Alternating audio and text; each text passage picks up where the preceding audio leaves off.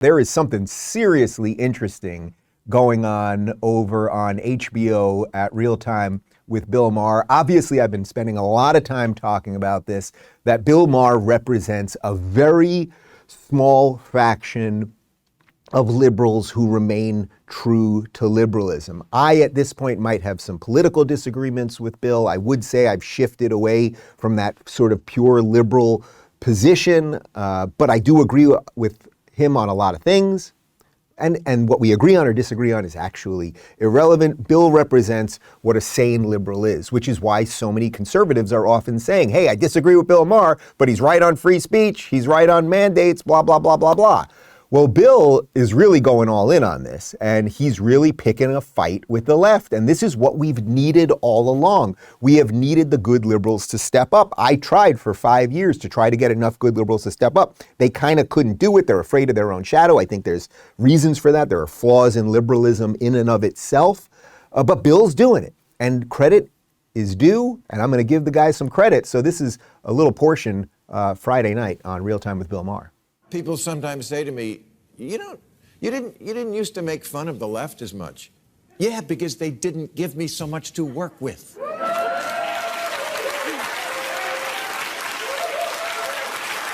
When normal people read that San Francisco has basically legalized shoplifting, they think Democrats have gone nuts. They think, you know, that Ted Cruz guy seems like a real stiff. But at least he believes in the concept of shopping with money.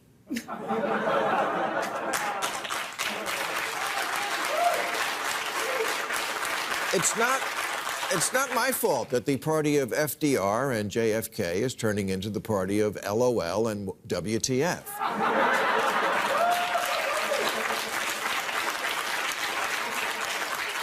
Members of Congress tweeting things like cancel rent, cancel mortgage, and no more policing or incarceration, declaring that capitalism is slavery, canceling Lincoln and Dr. Seuss, teaching children they're oppressors and math is racist, making Mr. Potato Head gender neutral, and now an emoji for pregnant men.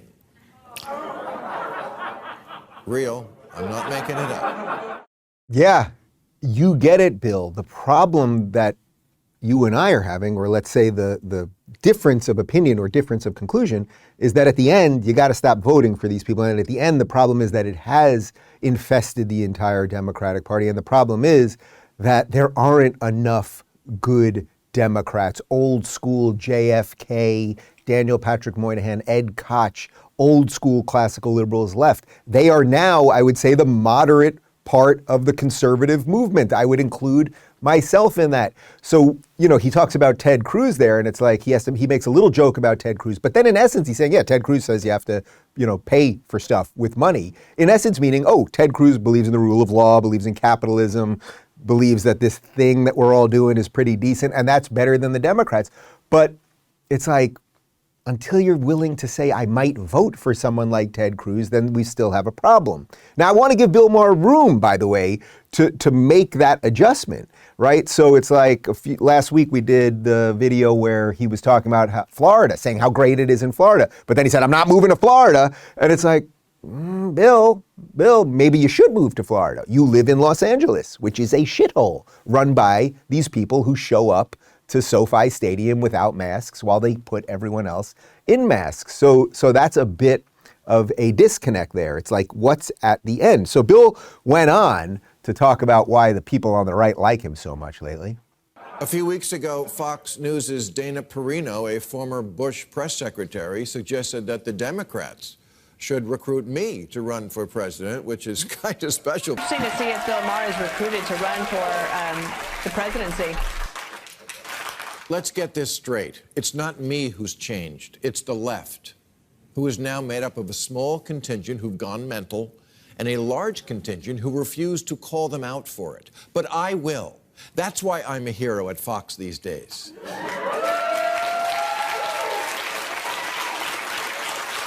Which shows just how much liberals have their head up their ass, because if they really thought about it, they would have made me a hero on their media. Yeah. But Okay, I think I'm a bit of an expert on this as the Why I Left the Left guy. Have you seen the video? It's on the YouTube. And I wrote a whole book defending classical liberalism. But there's a couple interesting things here. First off, the fact that Dana Perino on Fox News is saying, Bill Maher should run for president shows you that conservatives actually like disagreement with people in a sane way. Like conservatives, and I see this all the time.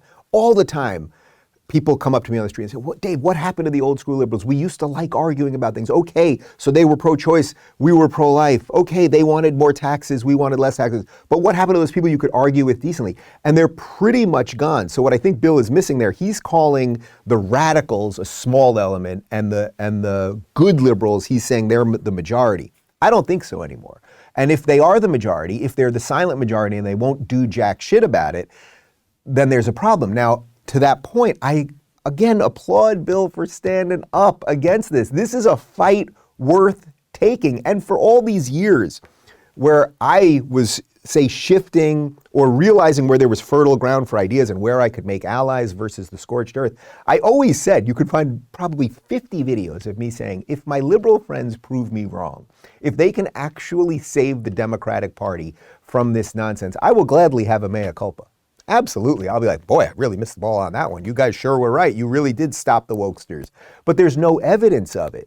So when he talks about San Francisco crumbling or all these Democratic places crumbling, the good liberals don't have the wherewithal to stop it. And what the problem is, so what that leads us to in the final conclusion is, unless you are going to support Glenn Youngkin in Virginia, who's running against critical race theory, and unless you are going to support Ron DeSantis, who's keeping the state open, if you are going to not support the people who are doing the whole freaking thing, but you're just going to constantly say, I'm still a liberal, these people are all idiots, but somehow you can't really vote for the people who are doing the right thing because they're racist or they believe in God or they're morons or something, then there's a problem. But I will continue to try to have this conversation because I think it's an important one to have.